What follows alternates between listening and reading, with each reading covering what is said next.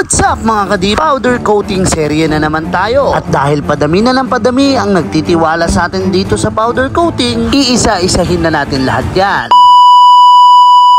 Umaga pa lang, dumadagsa na talaga yung mga walk-ins natin. At eto nga pala yung project natin ngayon na PCX 160. Iwa-white mugs natin yung mugs ni Bossing at si Boss Rodel ang nagkakalas niyan mga ka-daily at mga kadip. Pagkatapos kalasin, fast break agad sa akin para tanggalin naman yung gulong. At nga pala, ang i-flex ko nga palang item dito sa sanding procedure natin. Ibang item dahil na-delete ko pala yung footage nung in-strip namin yung mugs ni Bossing. Kaya humiram muna ako ng ibang panel or ibang video. That time kasi sabay-sabay namin sila pinrep at sabay-sabay rin namin sila sinandblast. Ang kagandahan lang dito, nag-timing sila, naiisa lang yung kulay nilang lahat. Kaya kahit may nauna, sinabay-sabay na namin sila. Pero syempre, yung nauna, uunahin nating i-release yan syempre dahil siya rin yung unang matatapos. Kaya maraming salamat po sa mga nag-walk-in sa araw na ito. After sandblasting, eto na yung itsura nila lahat. Napakalinis at walang mga corrosion na natira. Yung mga itim-itim na nakikita nyo, mamaya mawawala na yan sa degreasing. Ang kagandahan lang sa sandblasting, makakasigurado kang napakaganda ng adhesion nung powder na i-apply mo. At eto, ina-apply na nga natin yung glossy white dito sa mugs na project natin. At eto, tapos na natin silang isalang lahat. At all goods naman yung kinalabasan nga mga kadip. Syempre, i-check natin yan isa-isa kung meron bang bumulang part mga kadip. Dahil pag meron, kailangan natin yan ulitin. At sa tingin ko, all goods naman lahat.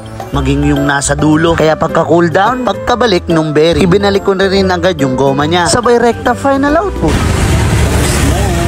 Hintay, si Bossing. White over white. Ganyan. Puting-puti. Iba naman yung pagkaputi niya sa kakaser, no? Si Bossing pala, tagasan si Boss? Kainta po. Kainta. Pangalan ni Bossing? Jeff. Si Boss Jeff, ano masasabi mo sa powder coat natin? Solido. Kumasabay yung kulay na gusto mo? Maganda. Okay naman. Parita ko 1 to 10. 11 no. 11 din. Boss, baka may shoutout. Shoutout ko sa girlfriend ko. Ayun. Boss, maraming salamat ha. Thank you to. Thank you.